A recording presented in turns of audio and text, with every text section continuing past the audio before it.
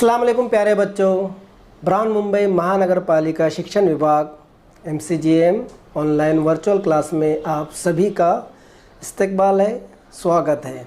मैं हूं आपका मुअल्लिम शम्स तबरेज़। चलिए करते हैं लेसन की शुरुआत।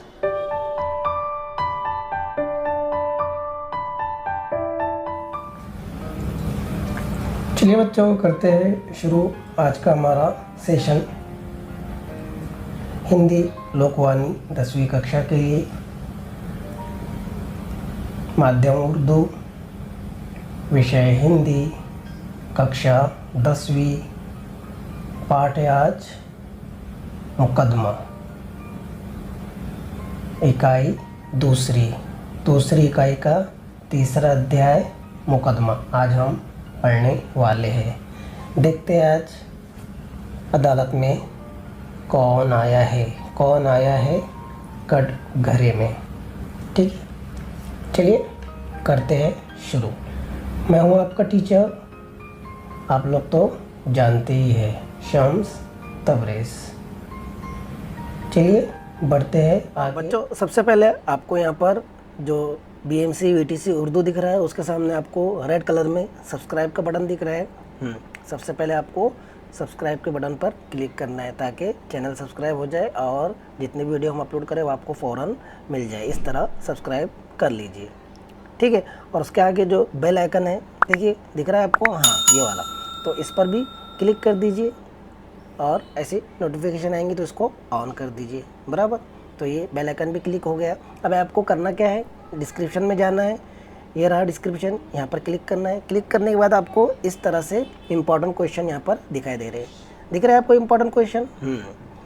तो जो सबक हमने पढ़े उससे रिलेटेड यहाँ पर क्वेश्चन होंगे। ये क्वेश्चन आपको क्या करना है, अपने कॉपी में लिखना है और टीचर को सेंड करना है। और उसी के नीचे आपको दिख रहा है फॉर फीडबैक फॉर्म, है ना। तो ये फॉर्म भी आपको भरना है और आपको बताना है कि ये वीडियो आपको कैसा लगा। समझ में आ गया बच्चों आपके? Very good. चलिए बढ़ते हैं आगे। तो बच्चों जैसा कि आप लोगों को पता है कि हम आज मुकदमा पढ़ने वाले हैं, मुकदमा सुनने वाले हैं। और इसके लेखक है गोविंद शर्मा। इसके लेखक का नाम क्या है? गोविंद शर्मा जी। ये रहे गोविंद शर्मा।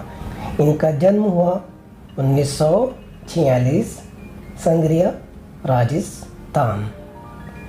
यहाँ पर ये पैदा हुए। पढ़ते हैं इनके बारे में परिचय। गोविंद शर्मा जी ने बाल कहानियाँ, बाल उपन्यास, नाटक, व्यंग, जीवनी, लघु कथा आदि सभी विधाओं में लेखन किया है। यानी गोविंद शर्मा जी ने हर चीज़ लिखी है, चाहे वो उपन्यास हो, बाल कहानियाँ हो, व्यंग हो, जीवनी हो, लघु कथा, छोटी छोटी कथा हो, नाटक हो, ड्रामा हो, सभी विधाओं में लेखन किया है गोविंद शर्मा जी ने। ये बहुत परिचित और जाने माने लेखक है। इनका जो जन्म हुआ था 1946, 1946 राजस्थान में। ठीक है, चलिए देखते हैं आगे। प्रमुख कृतियाँ। अब गोविंद शर्मा जी की प्रमुख कृतियों में सबसे पहले है दीपू और मोती। ये इनकी प्रमुख कृतियाँ, मतलब इन्होंने ये सब लिखे हैं। डोबी और राजकुमार, ये दोनों भी बाल उपन्यास है। कौन कौन से? दीपू और मोती, डोबी और राजकुमार, ये बाल उपन्यास है। हमें हमारा घर दो, मेहनत का मंत्र, ये है कहानी संग्रह। ये दोनों भी क्या है? कहानी संग्रह है। हमें हमारा घर दो, मेहनत का मंत्र। इसके अलावा नया बाल दिवस नाटक संग्रह है। ये कुछ नहीं बदला, जहाज़ के नए पंछी, ये व्यंग संग्रह है। राम दिन का चिराग, लघु कहानियाँ संग्रह आदि, ये सब प्रमुख कृतियाँ है गोविंद शर्मा जी की। इन्होंने ये सब लिखे हैं।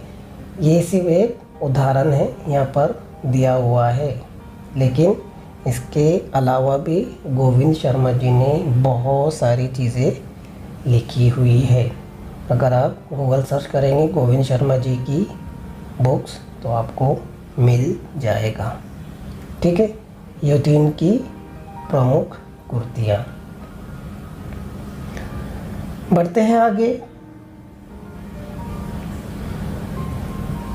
अब देख लेते हैं मुकदमा इस पाठ के गद्य संबंधी, यानी ये किस संबंध में लिखा हुआ है। प्रस्तुत एकांकी में नाटककार ने जल एवं वायु प्रदूषण पे प्रकाश डाला है। लोग प्रदूषण के मूल कारण का पता नहीं लगाते, वे केवल दूसरों पर दोष आरोप करते हैं। लेखक का कहना है कि प्रदूषण का मूल कारण मानव ही है, अतः हमें प्रदूषण को समाप्त करने हेतु आवश्यक कदम उठाने चाहिए। मुकदमा लेखक गोविंद शर्मा जी इस पाठ के माध्यम से हमें ये समझाना चाहते हैं कि प्रदूषण का मूल कारण मानव ही है, इसे समाप्त करना चाहिए और इसे समाप्त करने के लिए आवश्यक कदम उठाना चाहिए। क्या कह रहे हैं गोविंद शर्मा जी इस पाठ के माध्यम से? लोग प्रदूषण के मूल कारण का पता नहीं लगाते, वे केवल दूसरों पर दोष आरोप करते हैं। क्या करते हैं लोग? एक दूसरे पर आरोप लगाते हैं कि ये इस कारण से हुआ, ये इस कारण से हुआ, लेकिन उसका मूल कारण क्या होता है उसका पता नहीं लगाते और एक दूसरे पर थोपते जाते हैं कि ये तेरी वजह से हुआ है, ये तेरी वजह से हुआ है। और लेखक गोविंद शर्मा जी कह रहे हैं कि प्रदूषण का मूल कारण मानव ही है, इंसान ही है, इंसान ही की वजह से प्रदूषण होता है और कोई हमारी धरती पर प्रदूषण करने के लिए नहीं आता, क्योंकि इस धरती पर इंसान ही है जो अक्लमंद है और बहुत सारी चीज़ें कर रहा है। कारखाने पानी को गंदा कर रहा है, हवा को गंदा कर रहा है ना। आगे हम इस पाठ में वो पढ़ने वाले हैं। लेखक कह रहे हैं कि अतः हमें प्रदूषण को समाप्त करने हेतु आवश्यक कदम उठाना चाहिए, ऐसा गोविंद शर्मा का कहना है इस पाठ के माध्यम से। तो बढ़ते हैं आगे और चलते हैं मुकदमा की तरफ। तैयार है आप लोग? चलिए।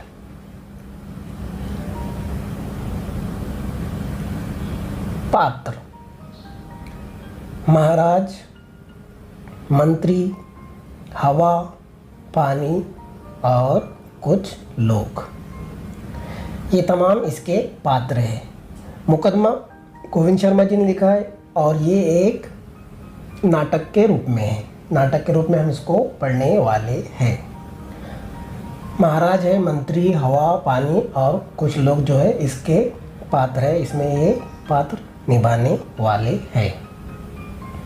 महाराज का दरबार: महाराज सिंहासन पर बैठे हैं, एक तरफ मंत्री और दरबारीगण बैठे हैं और सामने अन्य लोग बैठे हैं। ये वहाँ का एक चित्र है, पहला ये सीन है। चलिए बढ़ते आगे। महाराज कह रहे, मंत्री जी, शिकायत करने वाले लोग आ गए हैं। मंत्री खड़े होते हुए, हाँ महाराज। महाराज, किन के बारे में शिकायत आई है? क्या उन लोगों को भी यहाँ बुला लिया गया है? मंत्री, हाँ महाराज, आज सब शिकायतें हवा और पानी के बारे में है, वे पास के कमरे में बैठे हैं। अब क्या हो गया? मुकदमा शुरू हो गया है। महाराज पूछ रहे हैं कि शिकायत करने वाले सब लोग आ गए। मंत्री बोल रहे हैं कि हाँ आ गए हैं। महाराज पूछ रहे हैं कि किसके बारे में आज शिकायतें आई है, क्या उनको बुला लिया गया है? मंत्री जी कह रहे हैं कि हाँ महाराज, सब शिकायतें हवा पानी के बारे में है और वो पास के कमरे में बैठे हैं। बढ़ते आगे। महाराज कह रहे, ठीक है, मुकदमे की कार्रवाई शुरू करें। पहले पानी को बुलाया जाए।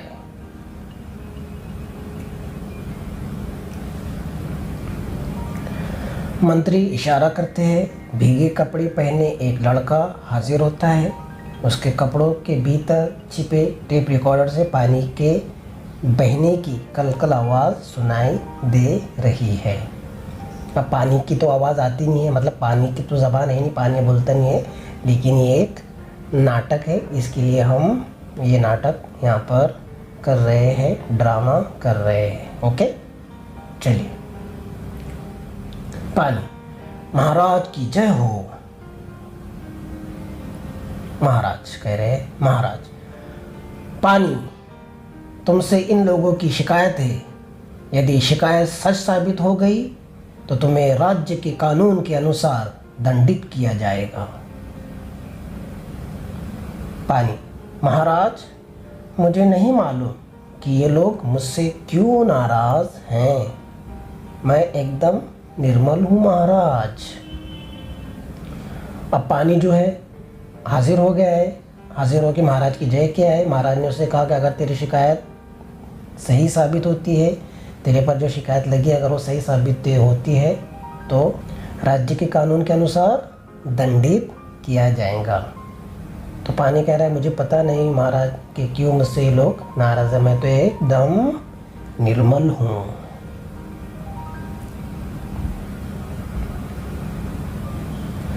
मंत्री। महाराज, लोगों की पहली शिकायत यही है कि पानी अब निर्मल नहीं रहा। ये नदियों और गहवरों में बहते समय गंदगी और बीमारियां अपने साथ बहाकर सब जगह पहुंचाता है। ये पहला आरोप था। किस पर? पानी पर। लोगों ने आरोप लगाया है पानी पर कि पानी अब निर्मल नहीं रहा, साफ सुथरा नहीं रहा, बल्कि ये क्या करता है, नदियों से और गड्ढों से बहता हुआ गंदगी और बीमारियां लेकर आता है अपने साथ। एक जगह की बीमारी दूसरे जगह पहुंचाता है। कौन करता है ये? पानी। ऐसा लोगों ने उस पर आरोप लगाया है। मंत्री जी कह रहे हैं ऐसा। बच्चों, आपको क्या लगता है यह आरोप सही है और पानी इसका क्या जवाब देगा? चलिए देखते हैं, पानी का जवाब सुनते हैं, पानी क्या कह रहा है। पानी। महाराज, ये लोग पहले की तरह पानी की रखवाली नहीं करते हैं। पशुओं को जोहड़ के भीतर तैरने छोड़ जाते हैं। पशु अपनी गंदगी तालाब में छोड़ जाते हैं। गांव की दूसरी गंदगी भी तालाब में फेंक दी जाती है। नदियों में कारखानों की गंदगी व शहर के गंदे नाले का पानी छोड़ा जाता है। महाराज, मैं अपने आप गंदा नहीं होता, मुझसे शिकायत करने वाले ही गंदा और दूषित करते हैं। क्या कह रहे हैं पानी? यहाँ पे आपको तस्वीरें दिख रही है कि लोग क्या करते हैं। पानी कह रहा है कि लोग अपने जानवरों को, पशुओं को पानी के अंदर छोड़ देते हैं। क्या करते हैं? पशुओं को पानी के अंदर छोड़ देते हैं और पशु क्या करते हैं? अपनी गंदगी तालाब में छोड़ जाते हैं। तालाब में जानवरों को नहलाना, धुलाना, उससे क्या होता है? पानी गंदा होता है। गांव की दूसरी गंदगी भी तालाब में फेंक दी जाती है। जो भी गंदगी रहती है वो पानी के ज़रिए तालाब में जाती है, नाली के ज़रिए, नालों के ज़रिए बहते हुए तालाब में जाती है। नदियों में कारखाने की गंदगी व शहर के गंदे नाले का पानी छोड़ा जाता है। दिख रहा है आपको यहाँ पर किस तरह गंदगी फैल रही है पानी में और किस तरह पानी छोड़ा जा रहा है। गंदा पानी छोड़ा जा रहा है निर्मल पानी में। पानी कह रहा है, महाराज, मैं अपने आप गंदा नहीं होता है ना। पानी अपने आप गंदा होता है क्या? नहीं, बल्कि उसे शिकायत करने वाले ही गंदा और दूषित करते हैं। शिकायत करने वाले मतलब हम लोग ही पानी को क्या करते हैं? गंदा करते हैं और दूषित करते हैं, ख़राब करते हैं। ये हमारे ही कारण होता है। अपने आप पानी गंदा नहीं होता है ना। पानी बहता हुआ आता है, फिर हम उसके अंदर कचरा डालते हैं, हमारे घरों से निकला हुआ, कारखानों से निकला हुआ गंदा पानी फिर उसमें जाकर मिलता है ना। बड़े बड़े गटर होते हैं, उसमें गंदगी होती है, फिर वो जाकर तालाब में या नदी में मिलता है, तो पानी तो दूषित होगा ही होगा ना। पानी साफ़ कैसे रहेगा जब हम उसके अंदर गंदगी मिला रहे हैं और उसके अंदर गंदा पानी वगैरह छोड़ रहे हैं, तो पानी तो गंदा होगा ही। तो इसका जो मेन कारण है वो हम है, हमारे ही वजह से पानी गंदा हो रहा है। जो शिकायत करने वाले पानी कह रहा है कि मुझसे शिकायत करने वाले ही गंदा दूषित करते हैं मुझे, इसमें मेरा कोई कसूर नहीं है। बढ़ते आगे। महाराज कह रहे भाइयों आपके पास इसका क्या जवाब है ना। महाराज क्या कर रहे हैं, सलाह ले रहे हैं अपने सलाहकारों से, दरबारियों से कि आपके पास इसका क्या जवाब है, पानी का क्या जवाब है। लोग आपस में फुसफुसाकर बातें करते हैं, फिर उनमें से एक बोलता है। क्या बोलता है, देखते हैं। एक व्यक्ति कह रहा है महाराज ये तो मान लिया, पर कहीं बरसना कहीं नहीं बरसना ये तो इस पानी की मनमानी है। जैसे कि तस्वीरों में आपको दिख रहा है कि एक जगह बाढ़ आई हुई है और एक जगह पर सूखा पड़ा हुआ है, ये तो गलत बात है ना। ये तो सरासर पानी की मनमानी है कि जहाँ बरसना होता है वहाँ पर बहुत ज़्यादा बरसता है और जहाँ पर पानी की ज़रूरत होती है वहाँ पर नहीं बरसता। किसान बेचारे तरस जाते हैं पानी के लिए, उन्हें पानी नहीं मिलता है उनकी ज़मीन के लिए, है ना। तो एक व्यक्ति क्या कह रहा है, महाराज ये तो मान लिया कि ठीक है हम लोग पानी को गंदा करते हैं, पर कहीं बरसना कहीं नहीं बरसना ये तो इस पानी की मनमानी है। तो बच्चों आप क्या सोचते हैं, इसका जवाब क्या होगा, पानी इसका जवाब क्या देगा। क्या ये सही बात है कि पानी अपनी मनमानी करता है, कहीं बरसता है और कहीं नहीं बरसता है। चलिए देखते हैं पानी क्या जवाब देता है इस आरोप का। पानी, नहीं महाराज, मुझ पानी की मर्जी कहाँ चलती है। जिधर ढलान हो, जहाँ का माहौल अनुकूल हो, वहाँ मुझे जाना ही पड़ता है। इन लोगों ने पहाड़ियों को काट कर वहाँ मैदान बना दिया है, पेड़ काट डाले हैं, वन जंगल नष्ट कर दिए हैं। ऐसी जगह बरसात कैसे हो सकती है। वर्षा ना होने के लिए भी यही लोग जिम्मेदार है। क्या कह रहा है पानी, उस पर आरोप लगाता है कि कहीं बरसता है और कहीं नहीं बरसता है। तो पानी कह रहा है कि महाराज मुझ पानी की मर्जी कहाँ चलती है। जिधर ढलान हो, जहाँ का माहौल अनुकूल हो, वहाँ मुझे जाना ही पड़ता है। हाँ, आप लोगों ने देखे होंगे कि पानी ढलान पर ही जाता है, कभी आपने ये नहीं देखे कि वो ऊपर जा रहा है ना। और जहाँ का माहौल अनुकूल हो, जहाँ पर पानी की ज़रूरत हो, वहाँ पर मुझे जाना ही पड़ता है। इन लोगों ने पहाड़ियों को काट कर वहाँ मैदान बना दिए। हाँ, ये तो हमारी गलती है ही।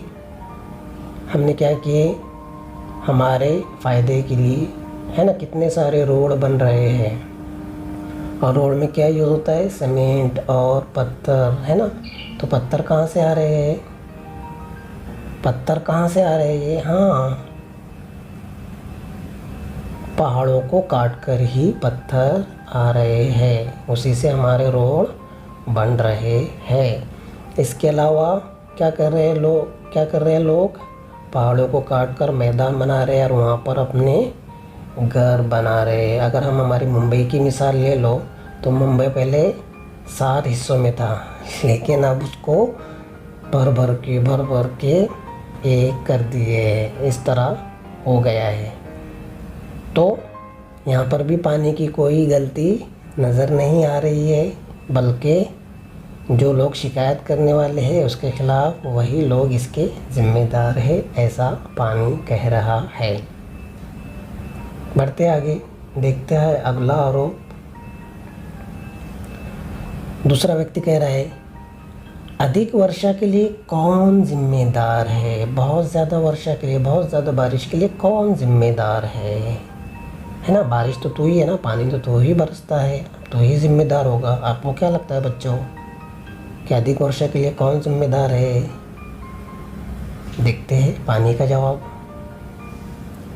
पानी, जो बादल बना है वो तो बरसेगा ही, फिर जहाँ वर्षा का पानी बहना चाहिए, जहाँ नदी बहना चाहिए, जहाँ मेरे सुस्ताने की पुरानी जगह होगी, वहाँ तो मैं जाऊँगा ही। लोगों ने ऐसी जगहों पर घर बना लिए हैं, ऐसे घर तो डूबेंगे ही। मैं इनकी बनाई गलियों नालियों में घूमता रहूं, यह कैसे संभव है?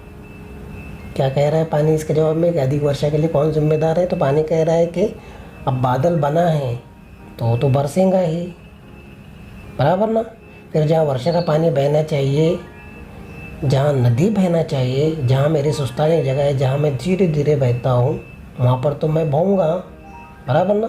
लेकिन अब आप लोगों ने मेरे बहने की जगह पर और मेरे सुस्ताने की जगह पर घर बनवा लिए हैं, अपने अपने घर बना लिए, झोपड़ियाँ बना लिए, है ना।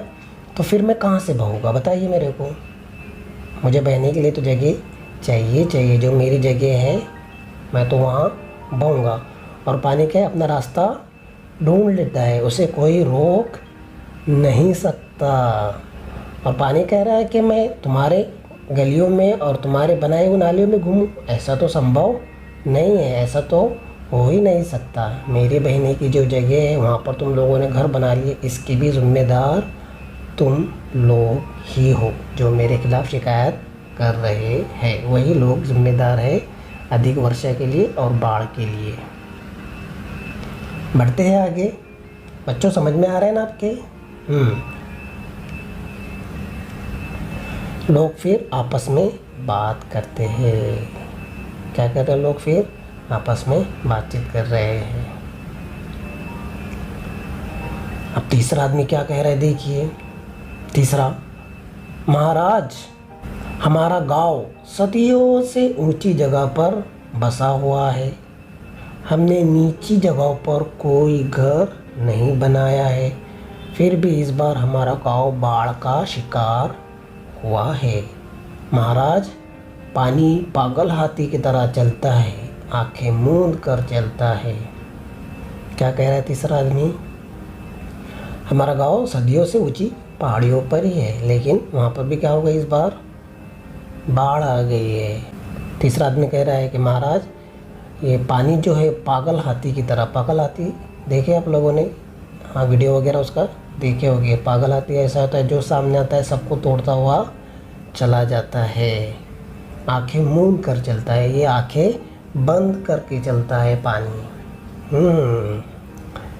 ये ज़रा सही आरोप लग रहा है। क्या कहते हैं आप लोग बच्चों? सही है ये? चलिए देखते हैं पानी का क्या जवाब है। तस्वीर में आपको दिख रहा है कि किस तरह पानी पागल हाथी की तरह चलता जा रहा है, आंखें मूंद कर। बढ़ते हैं आगे। अब पानी का जवाब सुनते हैं। पानी, नहीं महाराज, मैं देख कर चलता हूँ, तभी तो ढलान की तरफ जाता हूँ, कभी ऊंची जगह पर चढ़ने की कोशिश नहीं करता हूँ। ये लोग जानते हैं कि इनके गांव के पास एक पहाड़ है, पहले उस पर बहुत से वृक्ष होते थे।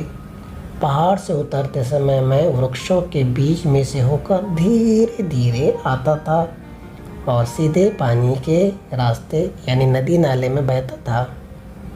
अब लोगों ने पहाड़ के वृक्ष साफ कर दिए हैं, मैं वहाँ से उतरता नहीं हूँ, बल्कि लुढ़कता हुआ नीचे आता हूँ। मुझे खुद पता नहीं चलता कि नीचे मैं कहाँ गिरूँगा। अगर वृक्ष होते तो ऐसा नहीं होता। इस बात के लिए ये गांव वाले ही जिम्मेदार है। क्या कह रहा है पानी? कि मैं तो देख कर चलता हूँ, तभी तो ढलान की तरफ जाता हूँ, कभी मैंने ऊंचाई पर चढ़ने की कोशिश नहीं की। बहुत अच्छी बात यहाँ पर पानी ने की कि पहाड़ से उतरते समय मैं वृक्ष के बीच में से होकर, यानी वृक्ष मतलब दरख्त, झाड़, वृक्ष के बीच से धीरे धीरे आता था। हाँ, अगर पहाड़ पर दरख्त हो गए, झाड़ हो गए, तो उसके बीच में से पानी स्पीड से नहीं आ सकता, क्योंकि झाड़ उसको, वृक्ष उसको रोकते हैं। पहाड़ से उतरते समय जब पानी पहाड़ से उतरता है, तो अगर बीच में वृक्ष है तो वो धीरे धीरे आएगा, स्पीड में नहीं आएगा। तो पानी यहाँ पर वही कह रहा है कि मेरे रास्ते में जो वृक्ष थे, इन लोगों ने वो साफ कर दिए। अब मुझे ही पता नहीं चलता कि मैं कहाँ जाकर गिरूंगा। मैं चलता हुआ नहीं आता हूँ, बल्कि लुढ़कता हुआ आता हूँ, और मुझे ही नहीं पता चलता है कि मैं कहाँ जाकर गिरूंगा। इन लोगों ने ही वृक्ष काटे हैं, तो इसके ज़िम्मेदार भी यही लोग हैं। मेरी इसमें कोई ज़िम्मेदारी नहीं है, और ना ही मेरी कोई इसमें गलती है। देखते हैं आगे। अभी महाराज के कहने का, बोलने का वक्त आ गया है। महाराज कह रहे हैं, कोई और शिकायत? कोई नहीं बोलता, अब कोई क्या बोलेगा? पानी ने सबको ठीक कर दिया है, सारे सवालों के जवाब दे दिया है, अब बोलने के लिए कुछ बचा नहीं। तो महाराज कह रहे हैं, तुम्हारी चुप्पी इस बात की गवाह है कि तुमने भी इनके कारणों को मान लिया। तुमने भी क्या कर लिया? इन कारणों को मान लिया है। तुम्हारा भला इसी में है कि अपनी गलतियां सुधारे और पानी को निर्मल तथा उपयोगी रहने दे। क्या कह रहे महाराज?